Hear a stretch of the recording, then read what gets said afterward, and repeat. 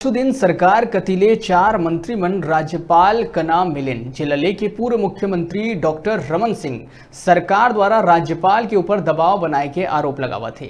अब एमा नेता प्रतिपक्ष के भी बयान आए हैं। उनका कहना है कि संवैधानिक पद में बैठे व्यक्ति के ऊपर राजनीतिक दबाव बनाना उचित नहीं है। जिस प्रकार से कांग्रेस के द्वारा दबाव बनाने का जो प्रयास किया जा रहा है सर्वथा अनुचित है।